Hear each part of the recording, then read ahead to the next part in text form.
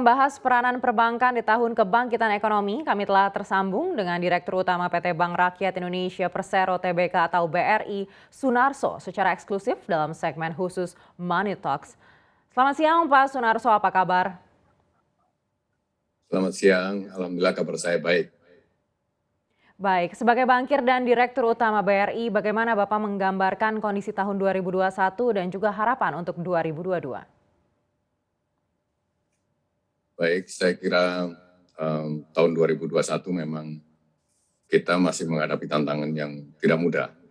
Terbukti di tahun 2021 itu kita juga masih harus menghadapi, waktu itu pertumbuhan ekonomi sudah mulai pulih dan kemudian di kuartal 2 dan kemudian kuartal 3 kita kena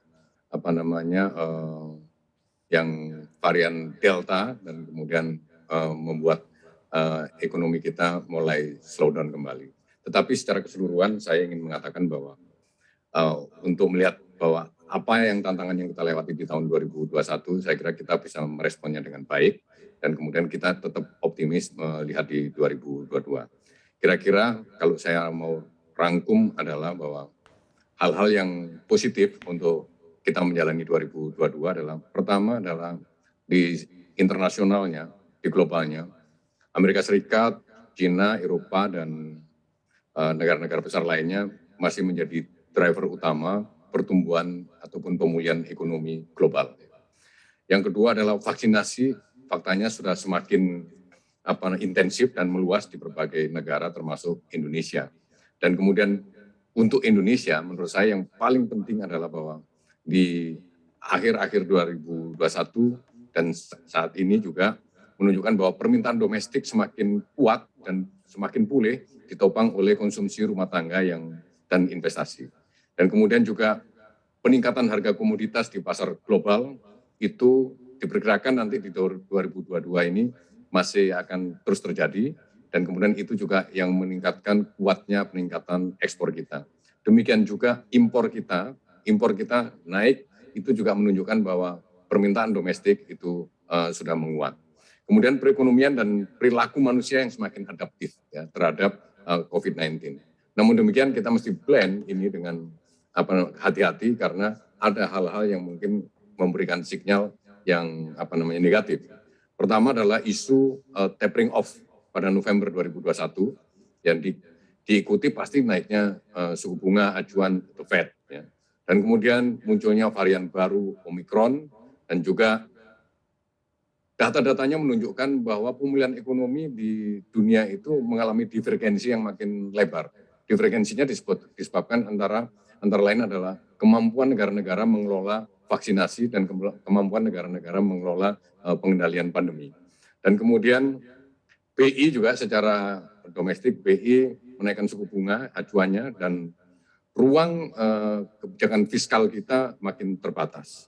Dan juga peluang meningkatnya tekanan di pasar finansial karena naiknya dolar terhadap rupiah mungkin ya. Dan kemudian pada akhirnya kita mensimulasikan kira-kira memandang tahun 2022 itu ekonomi kita akan tumbuh pada kisaran 4,8 sampai 5,3% dan kemudian inflasi mungkin masih akan bisa terkendali di 2,8 sampai 3,3%. Dan kemudian saya kira yang paling penting adalah tahun ini adalah tahun optimis sebenarnya. Tahun optimis pemulihan ekonomi nasional. Itu yang paling penting. Baik, di tengah pemulihan ekonomi, pertumbuhan kredit secara nasional nih kalau kita lihat sudah kembali positif. Lalu bagaimana proyeksi target pertumbuhan kredit dan juga DPK BRI di 2022 dalam RBB final yang sudah diajukan ke OJK? Saya mungkin melihatnya begini. Tahun lalu kita memberikan guidance itu bahwa BRI akan tumbuh di sekitar 7-8% tahun lalu ya. Dan alhamdulillah awalnya agak terseok-seok gitu. Tapi kemudian akhir tahun kita tutup bahwa BRI mampu menumbuhkan kredit 7,4%. 7,4%. Artinya guidance kita bisa kita penuhi dengan baik. Guidance yang kita berikan bisa kita penuhi dengan baik. 7,4%.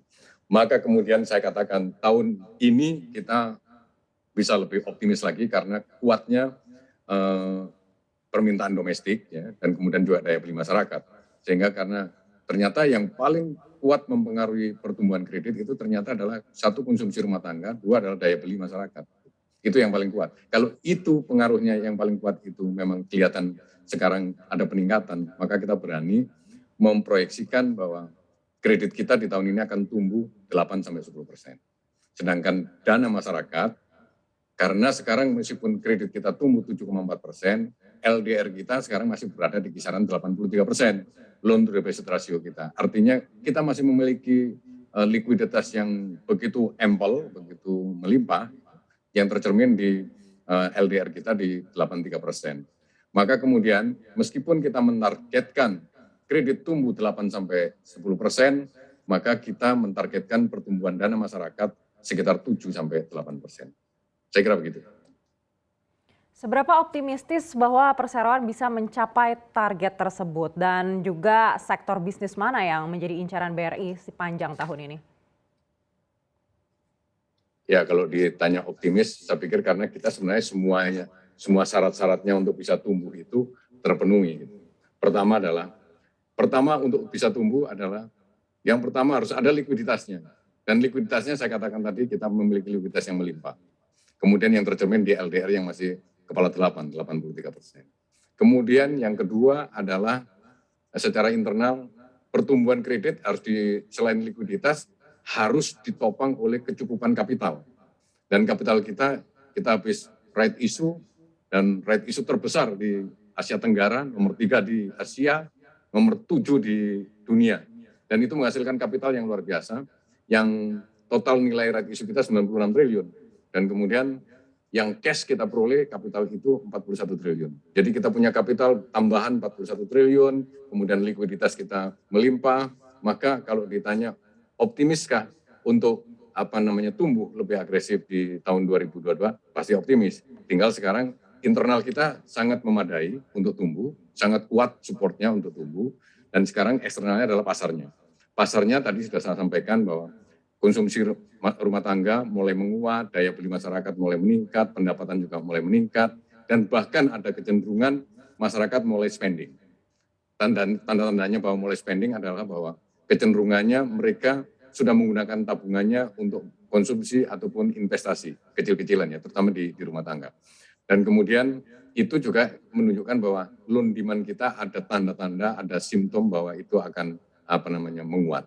Jadi loan demand-nya menguat, kemudian faktor-faktor internalnya untuk menumbuhkan kredit itu kapital dan likuiditasnya memadai, kemudian infrastrukturnya terbangun dengan baik. Saya kira kalau ditanya seberapa optimis, optimis sekali.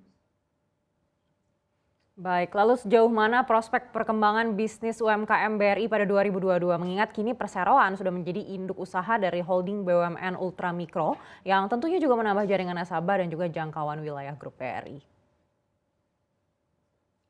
Yang terkait sama holding Ultramikro adalah itu bagian daripada salah satu strategi BRI untuk memastikan sumber pertumbuhan baru. Jadi BRI bertransformasi dan BRI harus memastikan pertumbuhannya sustain. Untuk pertumbuhannya sustain, BRI punya dua strategi. Yang pertama adalah existing nasabahnya itu dinaik kelaskan, dan naik kelasnya itu harus secara sistematis dan terstruktur. Dan kemudian diikuti, journey-nya diikuti. Gitu. Dan ada tools-nya untuk monitoring itu. Itu yang pertama. Strategi yang kedua adalah tidak mungkin BRI itu tumbuh dengan cara meraih yang besar-besar, yang corporate, yang korporasi, yang besar-besar. Maka BRI itu harus kembali kepada core kompetensinya, BRI harus tumbuh ke bawah.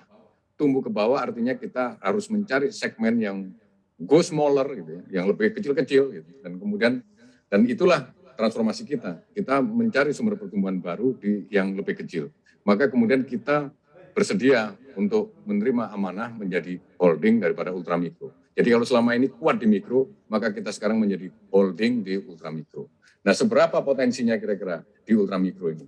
Jadi riset kita di tahun 2018-2019 menunjukkan bahwa ada 45 juta pengusaha Ultramikro ini yang sebagian sudah kecipratan pendanaan dari sektor lembaga keuangan formal, ya. Tapi juga ada di antara mereka yang meskipun sudah menerima pendanaan ataupun kredit, tapi mereka masih butuh tambahan. Bahkan ada di antara mereka yang memang belum pernah tersentuh oleh lembaga keuangan sama sekali. Maka datanya bisa saya sampaikan, dari 45 juta itu 15 juta pengusaha ultramikro itu sudah disentuh oleh layanan lembaga keuangan formal. Siapa saja itu? Itu ya ada BRI, ada Pegadaian, ada PNM, ada Fintech, kemudian ada juga BPR. Tapi kemudian sisanya adalah 30 juta. Dan 30 juta ini ternyata kalau mereka nyari sumber pendanaan, masih ada 5 juta yang dilayani oleh loan shark, oleh rentenir. Dan bunganya bisa 100 sampai 500% per tahun. Kemudian ada yang 7 juta yang masih pinjam ke kerabat. Dan ada 18 juta pengusaha ultramikro yang belum tersentuh lembaga keuangan baik formal maupun informal.